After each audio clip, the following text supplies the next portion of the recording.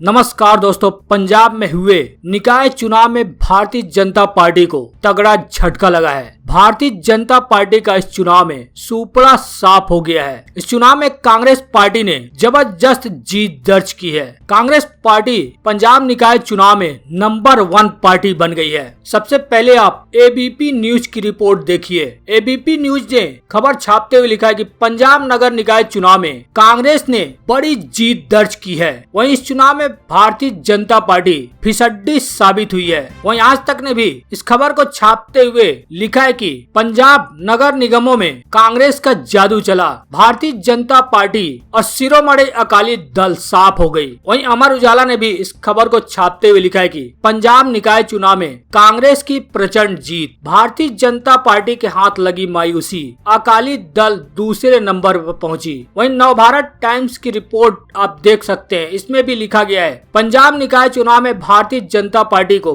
बड़ा झटका, कांग्रेस की 5 नगर निगमों में जीत। एनडीटीवी ने भी इस खबर को छापते हुए लिखा है कि पंजाब म्युनिसिपल चुनाव में कांग्रेस ने बीजेपी का सुपड़ा साफ किया, 7 नगर निगम जीती। तो आप देख सकते हैं किसानों के आंदोलन के चलते भारतीय जनता पार्टी को चुनाव में कितना बड़ा नुकसान सहना पड़ा है। हालांकि कांग्रेस को पंजाब नगर निकाय चुनाव में कितनी सीटें मिली हैं और भारतीय जनता पार्टी को कितनी सीटें मिली हैं, आपको एक एक कर बताएंगे। लेकिन इससे पहले आपसे एक छोटा सा रिक्वेस्ट है, इस वीडियो को लाइक जरूर करें और साथ ही अगर आपने अभी तक चैनल को सब्सक्राइब नहीं किया है तो चैनल को सब्सक्राइब जरूर कर लें और घंटी के बटन को जरूर दबा लें, ताकि जैसे ही इस चैनल पर नए खबर का अपडेट आए उसका नोटिफिकेशन आपके पास तुरंत आ जाए। और साथ ही इस खबर पर आपकी क्या राय है कमेंट कर जरूर बताएं। जन दोस्तों, आपको बता दें पंजाब में 116 शहरी निकाय चुनाव में 2252 उम्मीदवारों का आज फैसला हुआ है। पंजाब निकाय चुनाव के जो नतीजे सामने आ रहे हैं उसके मुताबिक कारपोरेशन में भारतीय जनता पार्टी को बड़ा झटका लगा है। कांग्रेस ने 8 में से 7 सीटों पर अपना कब्जा जमा लिया है। वहीं म्युनिसिपल नगर पंचायत में 109 सीटों में से अब तक 80 सीटों के नतीजे आए, उसमें कांग्रेस ने 65 सीटों पर जीत दर्ज की है, जबकि शिरोमणि अकाली दल को 5 सीटों पर जीत मिली है। भारतीय जनता पार्टी का यहाँ से सुपड़ा साफ हो गया है। हालांकि आम आदमी पार्टी का भी यहाँ खाता नहीं खुल पाया है। वहीं अदर के खाते में 10 सीटें गई हैं। अबोहर म्युनिसिपल कॉर्पोरेशन की कुल 50 सीटों के नतीजे सामने आ गए हैं। इसमें सभी 50 सीटों में से भारतीय जनता पार्टी के खाते में 0 सीट गई है और कांग्रेस ने 50 में से 49 सीटों पर जीत दर्ज की है। वहीं शिरोमणि अकाली दल को महज 1 सीटों पर जीत मिली है। हालांकि यहाँ भी आम आदमी पार्टी और अदर का सुपड़ा साफ हो गया है। वहीं बटाला म्युनिसिपल कॉर्पोरेशन की कुल 50 सीटों की बात करें तो यहाँ भी भारतीय जनता पार्टी को बड़ा झटका लगा है। भारतीय जनता पार्टी को महज 4 सीटों पर जीत मिली है, जबकि कांग्रेस को 50 में से 36 सीटों पर जीत मिली है। वहीं शिरोमणि अकाली दल को 50 में से 6 सीटों पर जीत मिली है। आम आदमी पार्टी को 3 सीटों पर जीत मिली है और अदर के खाते में महज 1 सीट ही गई है। वहीं बठिंडा म्युनिसिपल कॉर्पोरेशन की कुल 50 सीटों की बात करें तो यहाँ की 50 सीटों में से भारतीय जनता पार्टी के खाते में 0 सीट गई है। भारतीय जनता पार्टी का यहाँ से सुपड़ा साफ हो गया है। वहीं 50 में से कांग्रेस के खाते में कुल 43 सीटें गई हैं, जबकि शिरोमणि अकाली दल के खाते में 7 सीट गई है। यहाँ भी आम आदमी पार्टी और अदर का खाता तक नहीं खुल पाया है। वहीं होशियारपुर की कुल 50 सीटों की बात करें तो हालांकि 45 सीटों के नतीजे सामने आए हैं। इसमें भारतीय जनता पार्टी का 50 में से 0 सीट मिली है, यानी भारतीय जनता पार्टी का सुपड़ा साफ हो गया है और कांग्रेस पार्टी को 45 सीटों में से 41 सीटों पर जीत मिली है, जबकि आम आदमी पार्टी को 2 सीट पर और अदर को भी 2 सीट पर जीत मिली है। शिरोमणि अकाली दल का भी यहाँ पर खाता नहीं खुल पाया है। वहीं कपूरथला म्युनिसिपल कॉर्पोरेशन की कुल 50 सीटों की बात करें तो यहाँ भी भारतीय जनता पार्टी का सुपड़ा साफ हो गया है। भारतीय जनता पार्टी खाता तक नहीं खोल पाई। यहाँ की 50 सीटों में से कांग्रेस के खाते में 45 सीटें गई हैं, जबकि आम आदमी पार्टी के खाते में 0 सीट गई है। वहीं शिरोमणि अकाली दल के खाते में 3 सीट गई है, जबकि अदर के खाते में 2 सीट गई है। मोगा म्युनिसिपल कॉर्पोरेशन की 50 सीटों की बात करें तो यहाँ पर भारतीय जनता पार्टी का खाता खुला है पर 1 सीटों पर जीत मिली है। यहाँ पर कांग्रेस को 20 सीटों पर जीत मिली है, जबकि आम आदमी पार्टी के खाते में 4 सीट गई है और शिरोमणि अकाली दल के खाते में 15 सीटें गई है।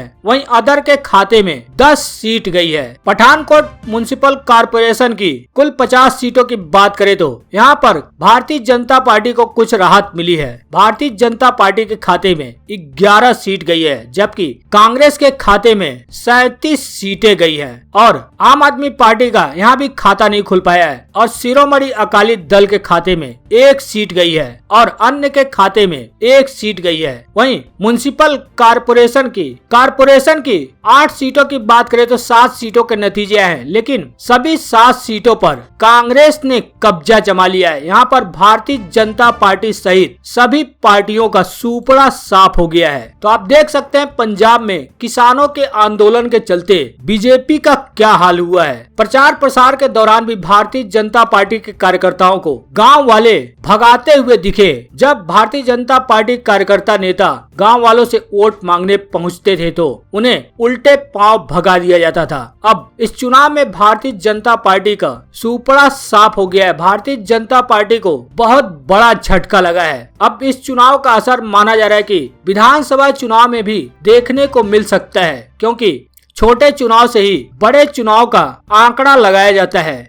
बढ़ते हैं अगली बड़ी खबर की तरफ। आपको बता दें, बंगाल में कुछ ही महीनों बाद विधानसभा के चुनाव होने वाले हैं, लेकिन इस विधानसभा चुनाव से पहले बंगाल में कांग्रेस वाम दलों के बीच सीटों को लेकर खींचतान हो रही है। दोनों पार्टियां चाहते हैं कि जहां पर जिताऊ सीटें हैं वहां से ही चुनाव लड़ें। जी आपको बता दें, पश्चिम बंगाल विधानसभा चुनाव को लेकर सभी दल अपनी अपनी स्थिति मजबूत करने में जुट गए हैं। जहाँ एक तरफ भारतीय जनता पार्टी और कांग्रेस के बीच बंगाल विधानसभा चुनाव कांटे का देखने को मिलेगा। जी आपको बता दें, बंगाल विधानसभा चुनाव को लेकर कांग्रेस और वाम दलों के बीच खींचतान बढ़ती जा रही है। बंगाल विधानसभा चुनाव के लिए कांग्रेस और वाम दलों में सीटों को लेकर अभी तक कोई फैसला नहीं हो पाया है। हालात यह है कि जो जिताऊ सीटें हैं उन पर कांग्रेस और वाम दलों में खींचतान जारी है। आपको बता दें, पश्चिम बंगाल में करीब 100 सीटों पर कांग्रेस और वाम दलों को पता है कि यहाँ टीएमसी भारतीय जनता पार्टी में सीधा मुकाबला नहीं है। बस यही कारण है कि कांग्रेस और वाम दल अपनी दावा कर रही हैं कि इन्हीं सीटों पर ही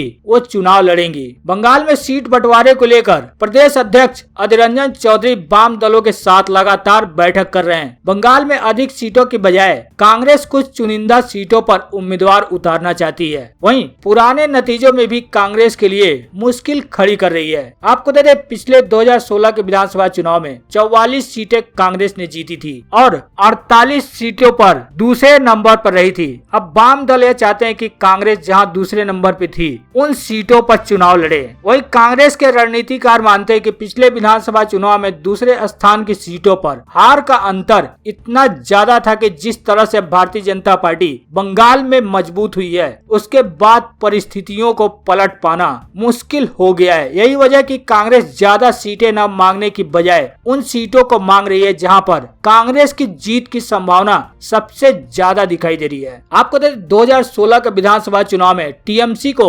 294 सीटों में से 211 सीटें मिली थी, जबकि कांग्रेस के खाते में 294 में से 44 सीटें गई थी और सीपीएम के खाते में 26 सीटें गई थी। भारतीय जनता पार्टी महज 3 सीटों पर ही सिमट गई थी। इसके अलावा अन्य के खाते में 10 सीटें गई थी। लेकिन इस बार बंगाल में भारतीय जनता पार्टी और टीएमसी के बीच मुकाबला कांटे का देखने को मिल सकता है, क्योंकि अब तक के जो ओपिनियन पोल सामने आए उसमें भारतीय जनता पार्टी और कांग्रेस यानी तृणमूल कांग्रेस के बीच कांटे का मुकाबला दिखाई दे रहा है। हालांकि जितने ओपिनियन पोल सामने आए हैं उसमें भारतीय जनता पार्टी को बहुमत नहीं मिल रहा है, लेकिन टीएमसी बहुमत के करीब पहुंचती हुई दिखाई दे रही है। एबीपी न्यूज के ओपिनियन पोल से मान सकते हैं कि बंगाल में इस बार परिवर्तन की संभावनाएं बहुत ही कम दिखाई दे रही हैं। हालांकि चुनाव 2-3 महीने बाद होने वाले हैं। जब नतीजे आएंगे तभी पता लग पाएगा कि कौन बंगाल में राज करेगा और कौन बंगाल से